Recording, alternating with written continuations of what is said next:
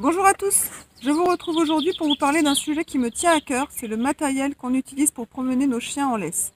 Donc moi je n'utilise jamais de collier, les seuls colliers que j'ai ça va être vraiment pour guider mon chien sur quelques secondes ou alors pour noter mon numéro de téléphone. Sinon je n'utilise que des harnais pour la promenade en laisse. Donc j'entends déjà des personnes dire oui mais le harnais ça fait tirer ou alors mon chien tire énormément et on m'a conseillé d'utiliser un collier étrangleur ou un collier à pic, et depuis que j'exerce des saccades, mon chien ne tire plus. Autant vous dire que pour moi, faire mal à son chien pour se faire obéir n'a aucun sens. Aujourd'hui, nous avons énormément d'éducateurs canins en méthode positive sur toute la France qui peuvent vraiment vous aider et vous transmettre les techniques pour avoir un chien qui ne tire pas sans utiliser la force.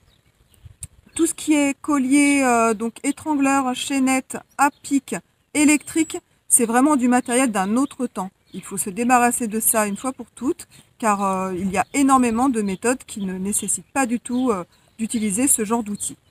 Alors moi, je vais utiliser donc des harnais. Si j'ai un chien qui ne tire pas ou peu, j'utilise un harnais classique, comme celui-ci. Donc je vais vous montrer sur Keops. Donc on passe la tête. On attache d'un côté et puis on attache de l'autre. Le chien est confortable, on attache sa laisse sur le dos et c'est parfait pour la balade.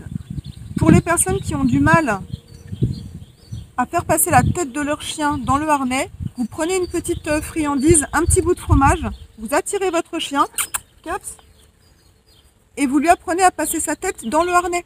En quelques séances, vous allez réussir à avoir votre chien qui passe sa tête tout seul dans le harnais.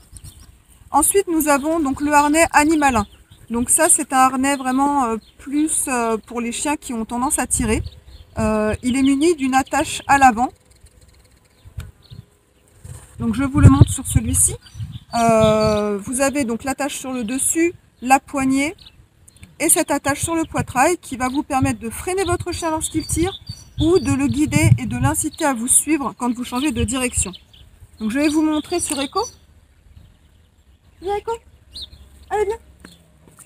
Voilà, donc pareil, on fait passer la tête. Nous avons l'attache qui passe sous le ventre et on accroche sur le côté. Au niveau des laisses, je n'utilise jamais de laisse flexi. Ces laisses-là sont dangereuses. Déjà d'une part, quand vous bloquez, le blocage est assez sec. Mais en plus, si vous lâchez la poignée, vous avez un chien qui va se mettre à courir avec la poignée derrière et ça peut créer des accidents. Donc moi j'utilise une laisse en tissu longue parce que 1,20 m de laisse c'est vraiment trop court pour balader son chien. Moi je préconise entre 2 et 3 mètres. Donc j'aime beaucoup celle-ci avec plusieurs points d'attache. C'est-à-dire que je vais pouvoir raccourcir ma laisse. Si je suis dans un endroit en ville où il y a un peu de monde, je vais la raccourcir. Celle-ci, elle a 4 points d'attache. Je peux la diviser par 2. Et puis, dès l'instant où je récupère un petit peu d'espace, je la remets longue afin que mon chien se sente vraiment à l'aise.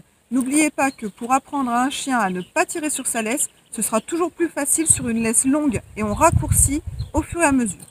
Je vais vous montrer un petit peu maintenant la technique sur Echo.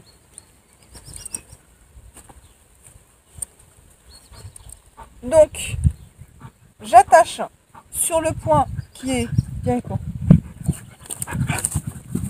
sur le poitrail, ici. Vous allez voir que mon chien suit mes changements de direction de façon naturelle. Je n'ai pas besoin de tirer. Et je n'ai surtout pas besoin ni de l'appeler, ni de faire ces vilaines saccades que je vois encore un peu trop souvent dans la rue.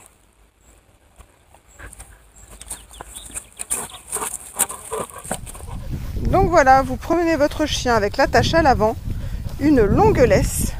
Si votre chien tire, vous marquez un temps d'arrêt de 1 seconde en amortissant et on redémarre. Et vous verrez qu'en faisant ça, vous n'aurez plus besoin de mettre de saccade ni de faire mal à votre chien pour l'empêcher de tirer.